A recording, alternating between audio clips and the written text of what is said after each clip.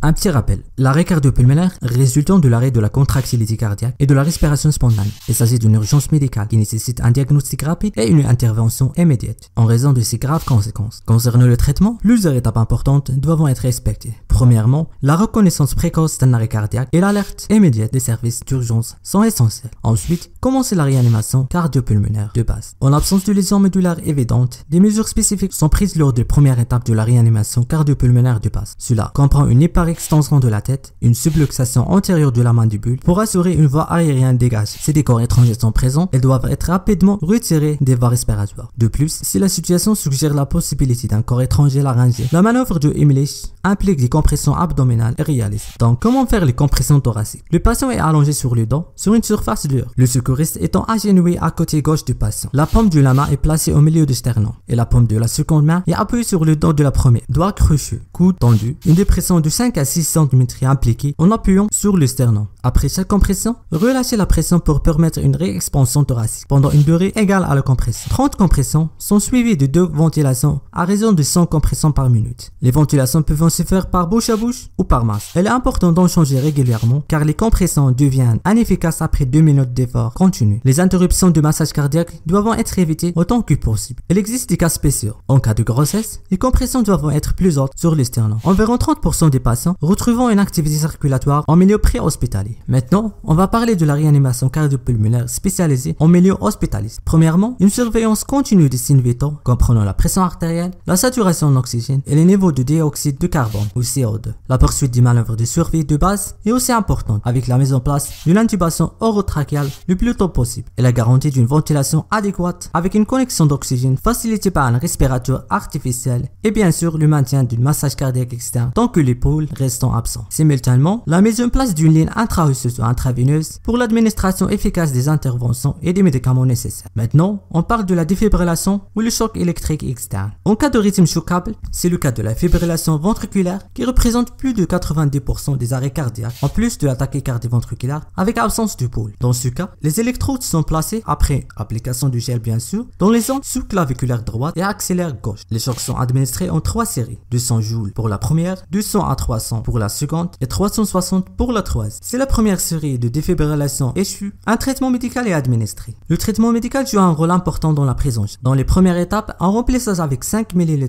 de solution de saline avec évitement des solutions glucose. L'adrénaline à la dose de 1 mg par voie intraveineuse est systématiquement délivrée toutes les 3 minutes. Cette administration est immédiate dans le cadre d'un rythme non choquable et stratégiquement programmée après le 3e choc si le rythme est choquable. De plus, l'introduction de l'amiodarone constitue un élément important de protocole de traitement. L'atropine à une dose de 1 mg en intraveineuse est utilisée en cas de bradycardie en association avec l'adrénaline. L'isoprel, qui est un agoniste des récepteurs adrénergiques, est utilisé en cas de bloc atrioventriculaire cardiaque complet. Le sulfate de magnésium est administré en cas de torsade de pointe. L'alcalinisation en cas de percalémie, l'acidose métabolique préexistante ou l'intoxication tricycle. Finalement, le calcium est administré en cas d'intoxication par un inhibiteur calcique. L'étape suivante, c'est la recherche et le traitement d'une cause sous-jacente de l'arrêt cardio-respiratoire. Puis, la surveillance est essentielle pour évaluer le progrès du patient. Il comprend la surveillance des poules, de la respiration et de l'état neurologique. La présence d'une médriase bilatérale non réactive, caractérisée par des pupilles symétriquement dilatées et insensibles à la lumière, indique une mauvaise perfusion cérébrale, mais peut être liée à l'administration de l'adrénaline. La surveillance paraclinique est aussi importante, comprenant l'ECG, un cardioscope et la capnographie. Merci et à bientôt.